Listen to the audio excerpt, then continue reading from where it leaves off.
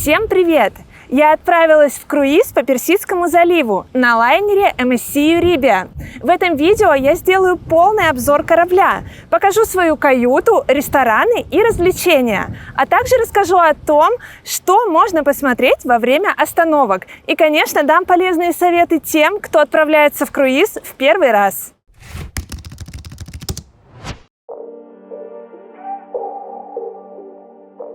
Круизный лайнер MSC Euribia был впервые спущен на воду в июне 2023 года. Он может одновременно принять порядка 6500 пассажиров. На 19 палубах размещены 2500 кают, рестораны, бассейны, спортивные зоны и другие развлечения. Лайнер MSC Euribia считается одним из самых экологичных в мире. Здесь установлены инновационные системы энергосбережения и рециркуляции воды.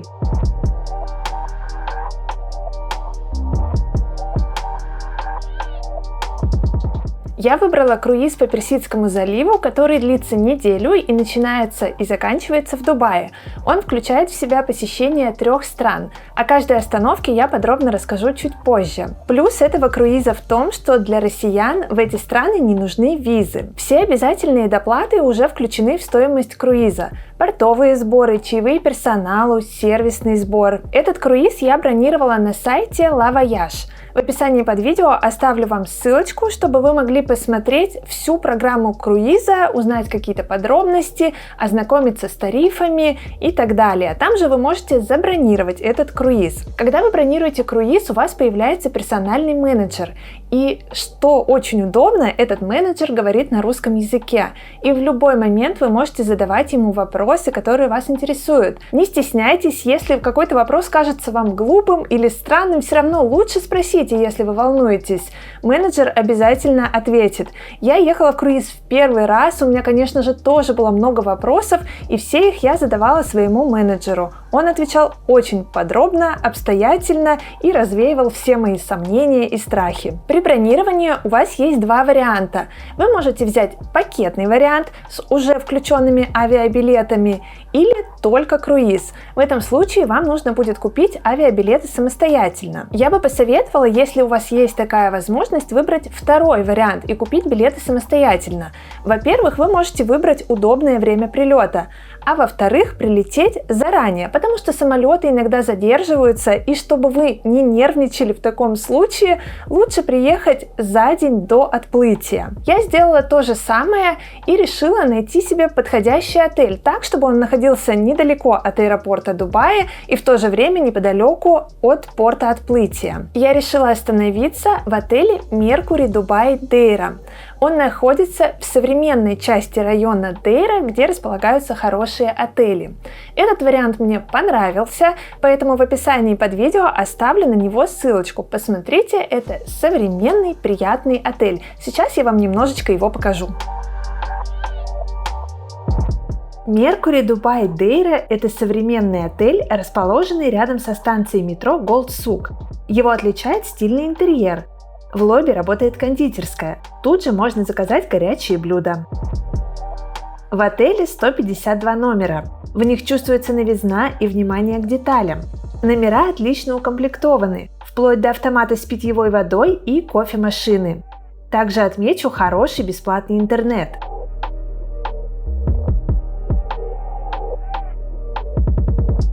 Я бронировала проживание с завтраками и осталась довольна выбором еды на шведском столе. Горячие блюда, закуски в европейском и восточном стиле, свежие овощи и фрукты, выпечка, хороший кофе. Все, что нужно для сытного и разнообразного завтрака. В ресторане приятно находиться. Он современный, очень чистый и красивый. Ссылочку на этот отель я оставила в описании под видео.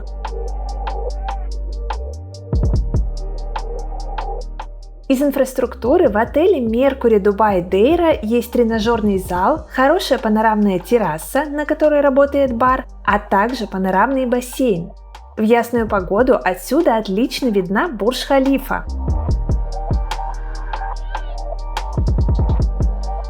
Я очень довольна этим отелем и с удовольствием пожила бы здесь подольше.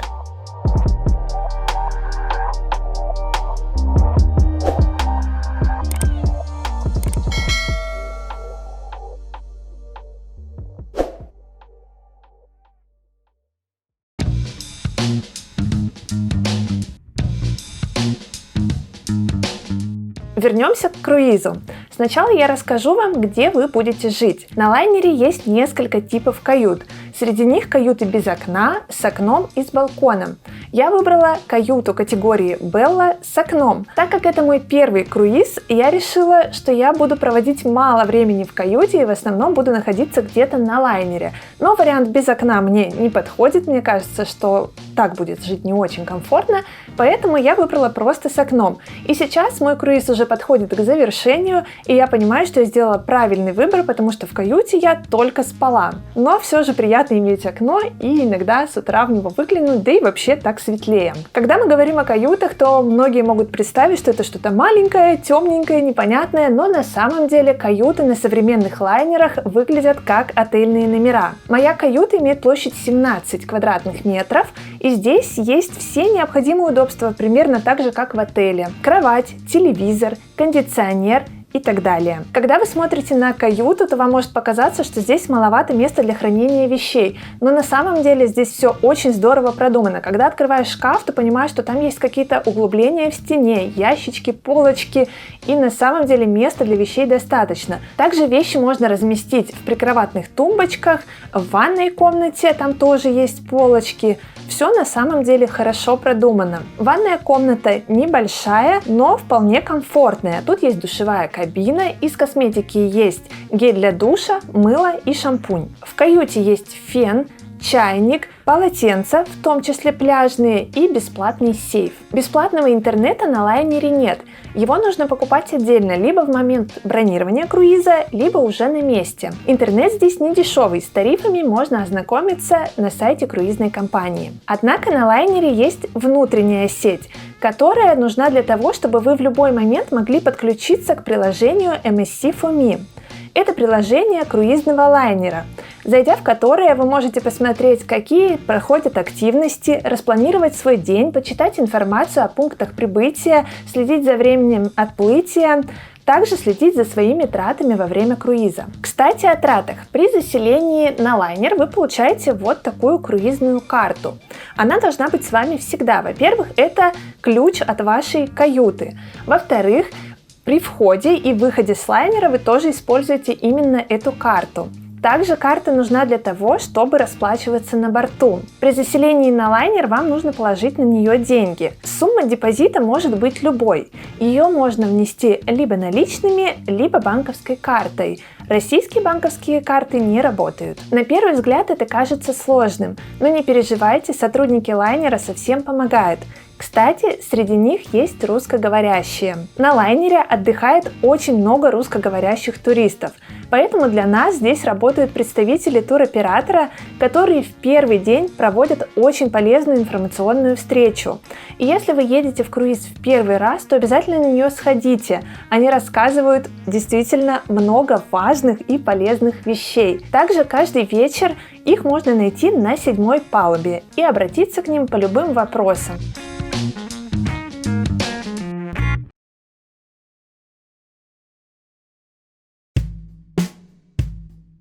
Круизный лайнер MSC Euribia напоминает хороший 5-звездочный отель. Сейчас я покажу, что есть на корабле. На лайнере работает 6 бассейнов. Площадь основного 1700 квадратных метров. 4 бассейна из 6 гидромассажные с теплой водой. Также на корабле есть бассейн, который превращается в крытый, если на улице плохая погода.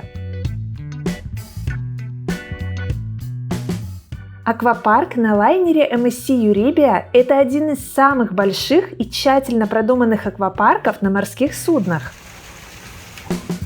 Здесь работает 3 водных горки и отдельная детская зона.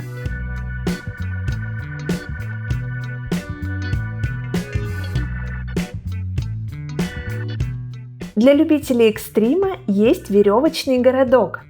На корабле можно поиграть в кикер и настольный теннис. Тренажерный зал хорошо оборудован. На открытой палубе имеется прогулочная и беговая дорожка.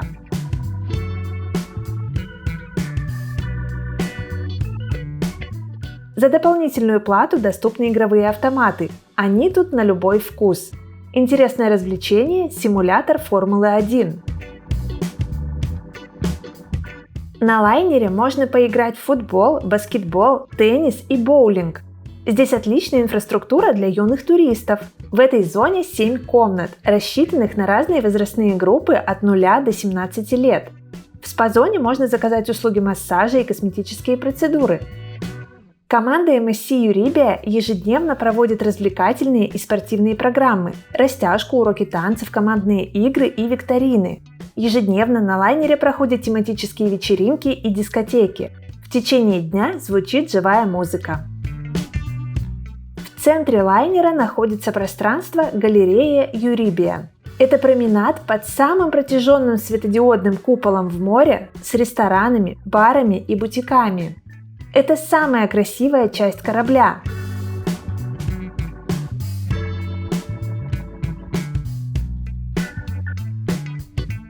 Здесь же располагаются великолепные лестницы, украшенные кристаллами Сваровски.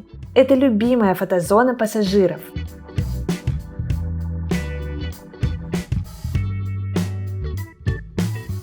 Когда круизный лайнер находится в открытом море, он становится зоной duty-free. Поэтому шопинг здесь очень выгодный, а постоянные розыгрыши делают его еще интереснее. Для азартных людей на корабле работает казино. Театр круизного лайнера рассчитан почти на 1000 зрителей. Ежедневно здесь проходят развлекательные шоу на очень высоком уровне. Мест хватает всем желающим, так как каждое представление проходит несколько раз за вечер, а записываться на него нужно заранее.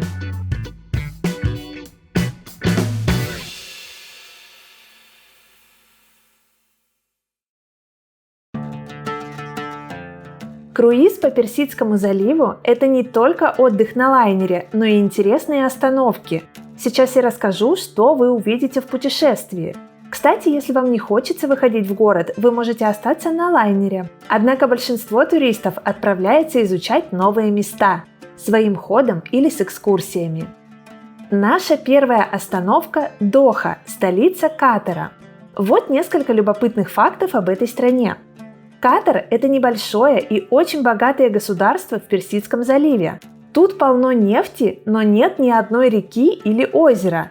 Поэтому бензин здесь стоит дешевле воды. Многие туристы узнали о Дохе благодаря чемпионату мира по футболу. Однако главными национальными видами спорта здесь считаются верблюжьи бега и соколиная охота. Катар – одна из самых безопасных стран в мире.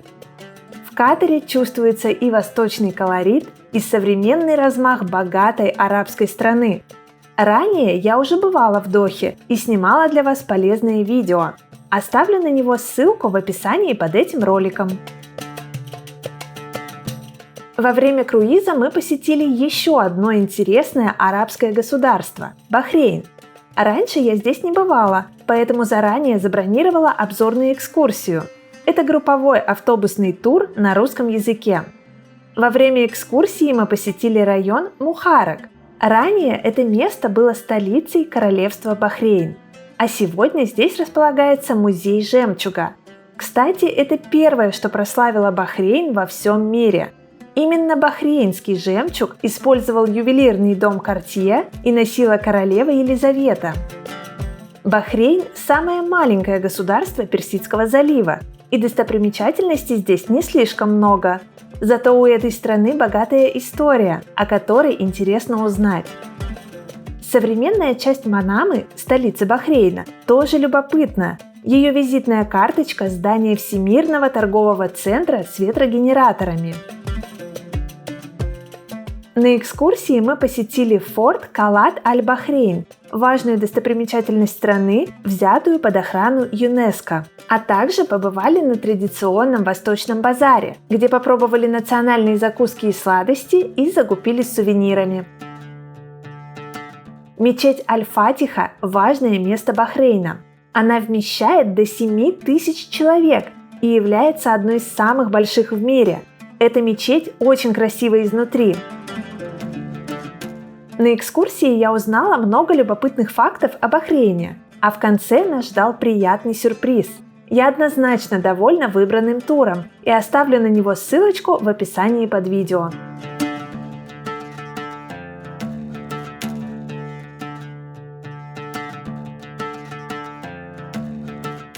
Наш лайнер сделал несколько остановок в Объединенных Арабских Эмиратах. Конечно, мы посетили столицу этой страны – Абу-Даби. Здесь я тоже советую взять экскурсию. Но если вы отправитесь в город самостоятельно, то первым делом берите такси до Лувра. Это грандиозный музей мирового масштаба. Также в Абу-Даби нужно обязательно увидеть мечеть шейха Зайда. Ее часто называют самой красивой в мире.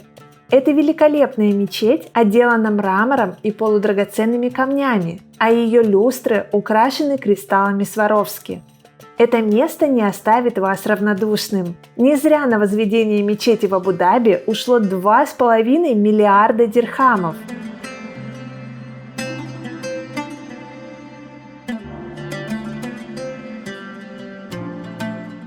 Остров Сир-Банияз – еще одна интересная остановка в Персидском заливе.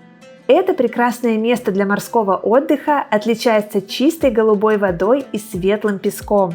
Удобно, что лайнер останавливается рядом с берегом. Вы можете ходить на корабль и обратно хоть целый день. Основная пляжная инфраструктура на острове бесплатная. Также здесь есть фотозоны, прокат водного оборудования и массажные павильоны. Можно поиграть в волейбол, погулять и искупаться. А можно отправиться на сафари, ведь больше половины острова Сир-Банияз является природным заповедником, где обитает более 17 тысяч животных.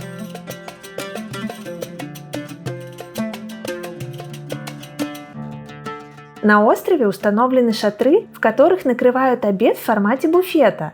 Сир-Банияз – самая расслабляющая точка маршрута круиза по Персидскому заливу.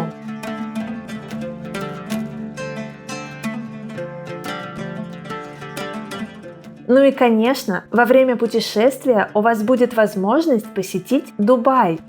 Отправляйтесь на смотровую площадку в Бурдж-Халифе или осмотрите башню снизу.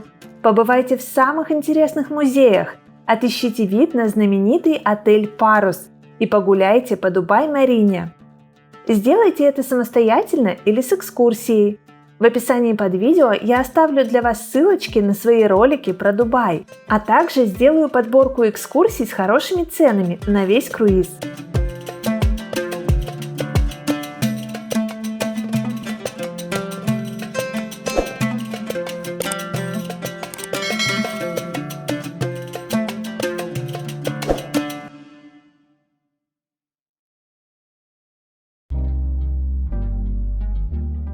Вернемся к жизни на круизном лайнере. Поделюсь минусом, который я отметила, и расскажу о питании на борту. MSC – это экологичная компания.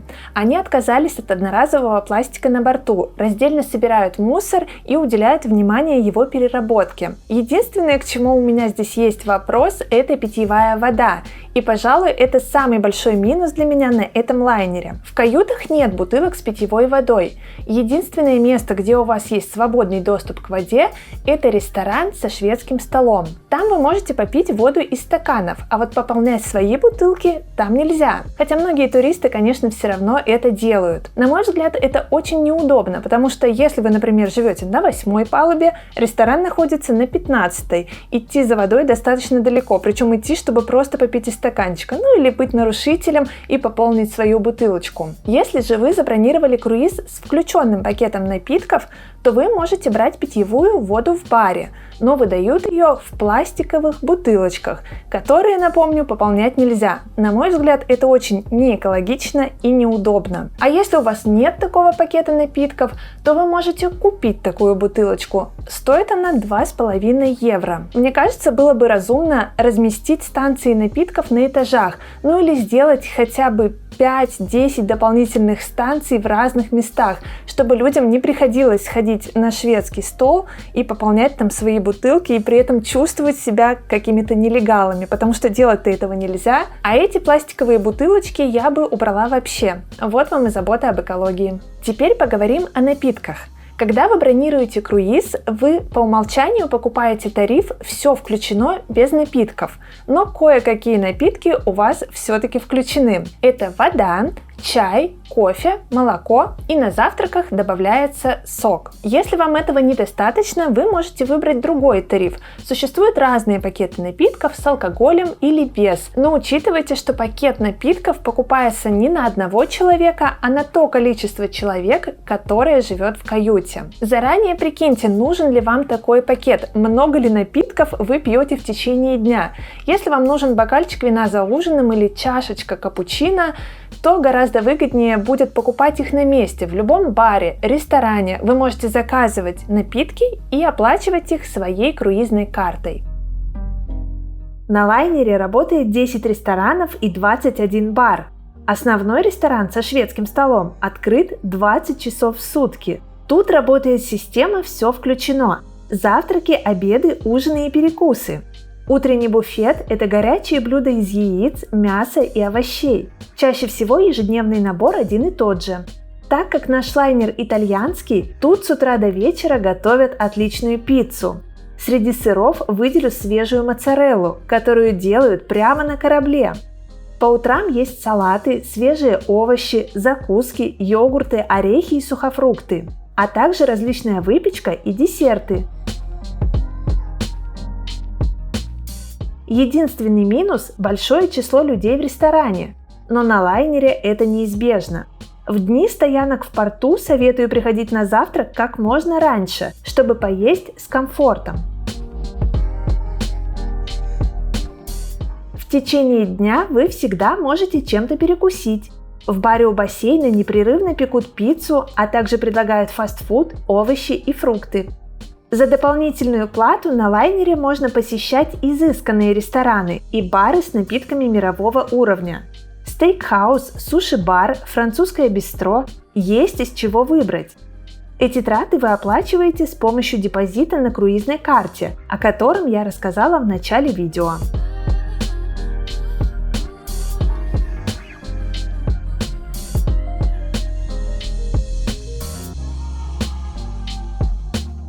Обеды и ужины в основном ресторане со шведским столом – это хороший выбор блюд из мяса, круп и овощей. Рыба и морепродукты тоже присутствуют, но чаще всего в одном-двух видах.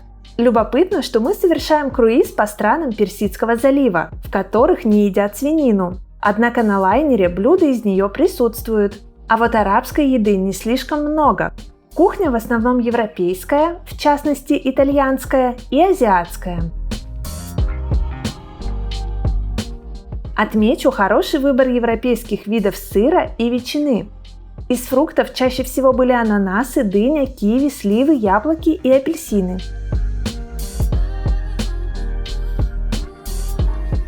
Если вам не нравится формат буфета, вы можете питаться в ресторане с обслуживанием по меню. Здесь тоже действует система All Inclusive. Выбор блюд на завтрак, обед и ужин можно посмотреть заранее. В таких ресторанах число порций не ограничено. Если вам захочется взять 2 вида десерта или 3 разных закуски, пожалуйста. В таких ресторанах красивый интерьер. Правда, по вечерам тут медленный сервис, так как именно на ужин сюда приходит много туристов. Я очень рада, что отправилась в круиз по Персидскому заливу. Надеюсь, что обзор лайнера MSC Euribia и рассказ о каждой остановке на маршруте был для вас полезен. Ставьте лайк, чтобы поддержать мой труд. Заглядывайте в описание под видео. Там вас ждут полезные ссылочки, которые пригодятся в путешествии. Подписывайтесь на мой канал, впереди еще много интересных выпусков.